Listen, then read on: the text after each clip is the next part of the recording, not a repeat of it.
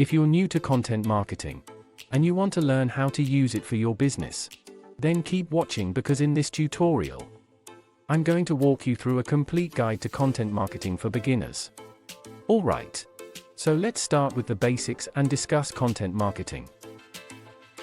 Simply put, content marketing is creating and distributing content to attract and retain customers.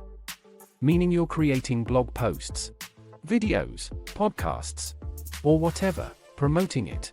And your content's job is to lead people towards a profitable action. Now, if you've never really bought this whole idea of content that sells, this concept might not make a whole lot of sense or just sound cliché. If you think about why and how you made your last purchase that wasn't a necessity like groceries or clothes, I bet content was involved along the way. With so much information available at the tip of our fingers, we as consumers will be influenced by content.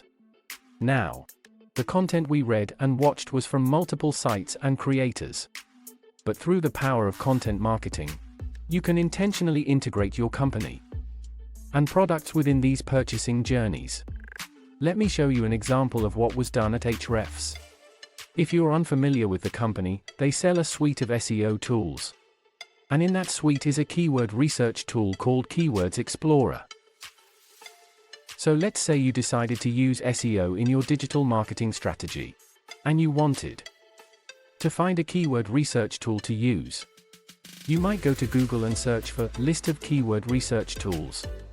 You click on the first result, scroll through the list, click on a few here and there, but you're still not ready to purchase because you realized, I don't even know how to do keyword research. So you go back to Google and search for how to do keyword research. Sure enough, you recognize one of the names from the previous article you read, plus they're ranking high in Google. So you click through to their guide. You skim through the guide and you're impressed. You're also introduced to the tool, Keywords Explorer. A few days later, you decide to look for more keyword research tutor. So you go to YouTube and search for keyword research. Sure enough, you see that same brand that just won't quit. You click on the video. You're impressed by the likes to dislikes ratio. So you look at the comments and see a lot of positive ones. So you keep watching. Mesmerized by the presenter's wisdom, you start taking notes and figure out how to do keyword research. And throughout your time learning keyword research, you learned how to do it using our tools. So not only have you been exposed to the Ahrefs brand and products numerous times through free content, you've now been brought into our ecosystem through various searches simply because Ahrefs were there when you needed them. So naturally, you'd be more inclined to purchase Ahrefs tools because you've been educated on them. Content marketing helps to create awareness and attracts potential customers to your content. Your content engages them and builds credibility for your brand. It converts visitors into customers. It allows you to build a loyal following. And for a software product like Ahrefs, it helps retain customers because they learn how to do new things with the tools, leading to increased usage. Best of all, your revenue compounds because, unlike advertising, where your ads stop appearing the minute you stop paying, content that surfaces where and when your customers are searching is consistent.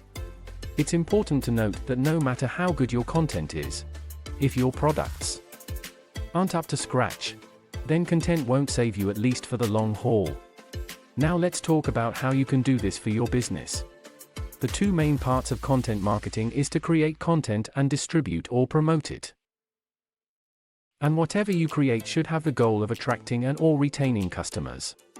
Let's talk about the content creation side of things. Your content can be in various formats.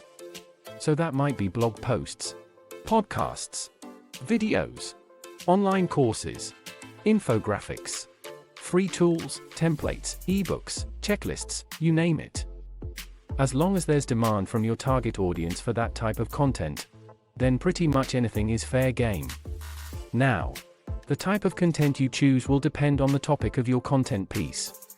For example, a recipe would work well as a blog post and video, but it probably wouldn't be great as a podcast. whereas an interview with Gordon Ramsay could work as a podcast, video, or even blog post. But it probably wouldn't be very valuable as a checklist. As a general rule of thumb, start with one format that works for you and rinse and repeat. Then, consider exploring another channel. For me, I started with blog posts and then eventually branched out to videos as I started to grow. Now, creating content alone isn't enough because the content isn't the same as content marketing. And unfortunately, the notion of if you build it and they will come couldn't be further from the truth. And that's why it's important to have an idea of where you'll be distributing this content. Some common distribution channels would include search, which can be done through search engine optimization or paid ads, social media networks, forums and communities, or email newsletters. For example, if you have a recipe site, then you probably want to optimize your content for Google search, YouTube and/or Pinterest, because these are channels where lots of people are actively looking for recipes every month.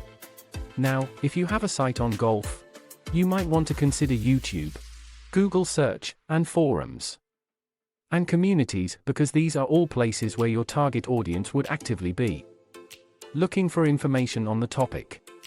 Again, a general rule of thumb would be to pick 2 to 3 networks to work on and get really good at them. For me, the 2 main content distribution channels are Google search via SEO and YouTube. My website gets over 1,000 visits from Google search every month, and had nearly 500 views on YouTube in May. Because these are 2 channels that I have been able to get great results from. Let's spend the rest of our time on how to create and promote content on these channels. In my next video, we will explore how to use these channels to promote content.